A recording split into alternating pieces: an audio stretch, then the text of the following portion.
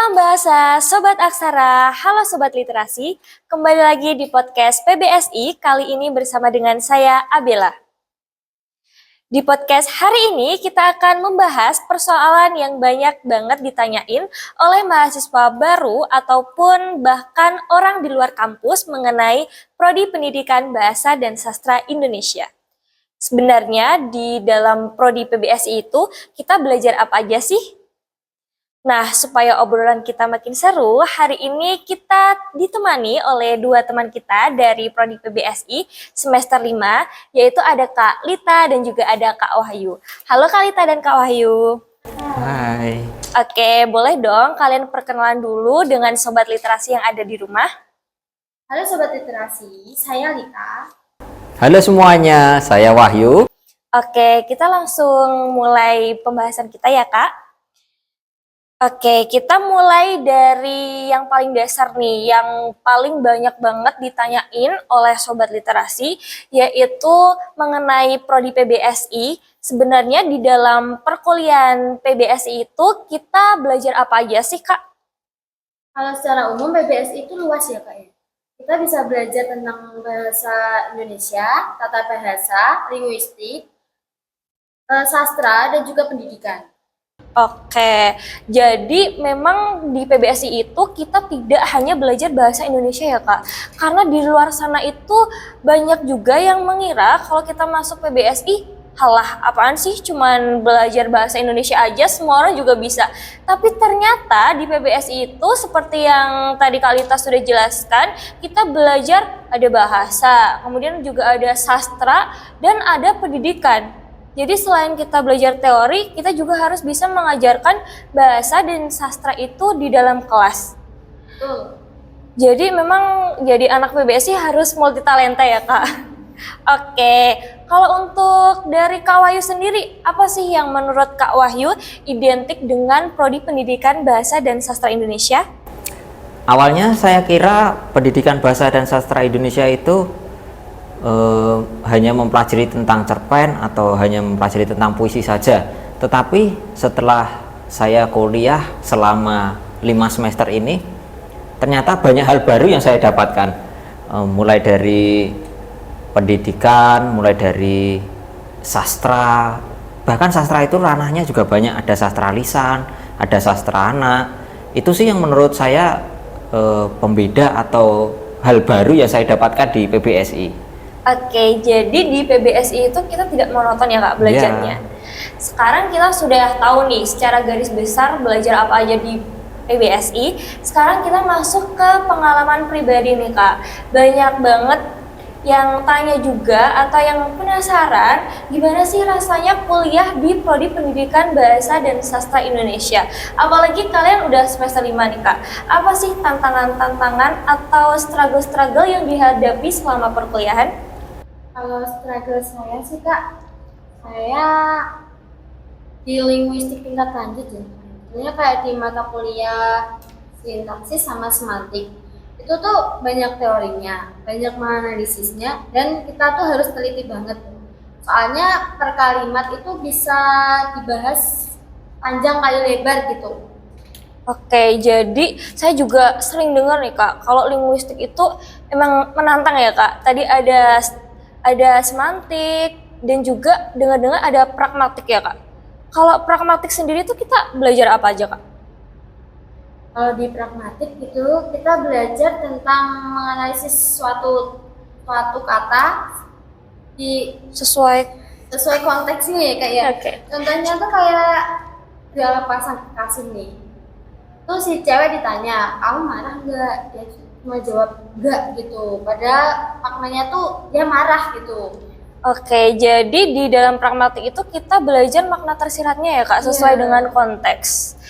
Ini pasti harusnya cewek-cewek nih yang pintar sama pragmatik. Soalnya kalau kita ditanya marah enggak, itu selalu jawab enggak, padahal aslinya marah. Bener enggak nih Kak Wahyu? Ada satu contoh sih Kak, kayak kita ditanya makan apa, mau makan apa gitu, jawabnya tuh terserah. Padahal kita juga ini ya, aslinya juga bingung. Oke. Kalau untuk Kak Wahyu sendiri nih, Menurut Kak Wahyu apa sih tantangan terbesar ketika masuk PBSI atau mungkin mata kuliah yang menurut Kak Wahyu tuh sulit? Kalau menurut saya mata kuliah yang cukup sulit itu tentang pendidikan sih Kak. Kalau di pendidikan itu kita mulai belajar membuat RPP, membuat media pembelajaran, mengevaluasi pembelajaran yang kita lakukan di kelas, dan itu semua memerlukan teori yang cukup banyak sih Kak. Dan harus memahami teori tersebut agar paham diterapkannya seperti apa. Kalau kita nggak banyak membaca, cukup sulit untuk mengaplikasikan teori tersebut Kak. Oke, jadi kalau untuk Kak Wahyu di bidang pendidikan, kalau untuk Kak Lita sendiri di linguistik, memang banyak ya tantangan-tantangan yang harus dihadapi ketika kita masuk PBSI. Tapi tantangan-tantangan tersebut juga akan menjadikan pengalaman yang nantinya akan mengubah mahasiswa PBSI menjadi mahasiswa yang lebih kritis dan juga lebih teliti lagi nih Kak. Oke, jadi kita tadi udah bahas nih yang sulit-sulit di PBSI. Kali ini kita akan bahas yang menyenangkan nih Kak. Menurut Kakak apa sih yang paling membuat Kakak suka masuk PBSI? Dari saya sih, saya paling suka di sastra ya Kak ya. Soalnya entah itu di apresiasi puisi, prosa maupun drama. Soalnya di apresiasi puisi ini kita bisa bebas mengekspresikan diri melalui sebuah karya. Kalau di drama sih kita banyak praktiknya, jadi itu yang bikin seru sih. Kedengarannya memang kelas sastra seru ya Kak? Iya. Karena di sastra kita dapat mengekspresikan diri kita. Karena di sastra juga nggak ada yang salah dan juga nggak ada yang benar ya Kak? Iya betul, itu yang bikin kita nyaman sih Kak. Soalnya kita bisa membuat dan menganalisis suatu puisi dari berbagai sudut pandang, dan kita juga bisa mengutarakan pendapat kita melalui diskusi juga sih Kak. Oke, kalau untuk Kak Wahyu sendiri nih, apa sih yang ngebuat Kak Wahyu nih suka banget sama prodi Pendidikan Bahasa dan Sastra Indonesia? Saya juga setuju dengan kata Kak Lita tadi bahwa yang menyenangkan itu sastra. Tapi kalau menurut saya pribadi, lebih spesifiknya saya lebih suka ke sastra lisan Kak. Kalau saya sastra lisan itu kita tidak hanya mempelajari tentang teori saja di kelas, tapi kita juga pernah terjun langsung ke masyarakat, melihat kehidupan masyarakat, setelah itu tradisi di masyarakat. Jika kita berkesempatan, kita juga bisa ikut loh Kak di sebuah acara tradisi masyarakat itu. Asik gak? Jadi kita terjun langsung ke masyarakat itu untuk meneliti ya Kak? Iya Kak. Karena banyak juga nih teman-teman di luar sana yang nganggep kalau masuk di PBSI itu kita hanya ngulik-ngulik buku atau enggak di perpustakaan. Tapi ternyata di mata kuliah sastra lisan ya Kak, tadi kita bisa langsung terjun ke masyarakat. Kita bisa meneliti langsung di masyarakat. Betul ya Kak? Betul Kak. Seru juga ya. Nah, sebelum kita tutup obrolan kita hari ini, mungkin ada pesan-pesan yang ingin disampaikan dari Kak Lita ataupun juga Kak Wahyu untuk sobat literasi yang mungkin masih bingung dan tertarik untuk masuk ke PBSI. Pesan dari saya sih, jangan ragu buat masuk ke PBSI ya. Soalnya kita nggak cuma belajar teori, kita juga banyak seru-seruan juga. Intinya jangan patah semangat, terus belajar, dan jangan ragu untuk pilih PBSI. Kalau untuk Kak Wahyu sendiri apa nih pesan-pesannya untuk sobat literasi? Kalau dari saya, bagi yang ingin masuk PBSI, memang kelihatannya PBSI itu memiliki teori yang cukup berat dan banyak. Tapi jika dipelajari dengan benar dan serius, teori tersebut akan berguna untuk mungkin bagi pekerjaan kita nanti atau bahkan mendukung untuk karir kita ke depannya.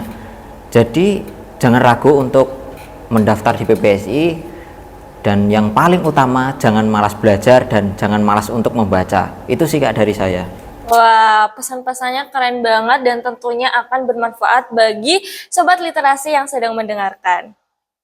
Baik teman-teman, itu tadi obrolan podcast kita hari ini tentang apa aja sih yang dipelajari di Prodi Pendidikan Bahasa dan Sastra Indonesia. Semoga podcast kita hari ini bermanfaat dan juga menambah wawasan dan membantu buat teman-teman yang masih bingung untuk masuk ke Prodi Pendidikan Bahasa dan Sastra Indonesia. Terima kasih sudah mendengarkan. Sampai jumpa di episode berikutnya. Jangan lupa like, komen, dan juga subscribe. Raih mimpi lewat aksara, temukan jati diri dalam bahasa.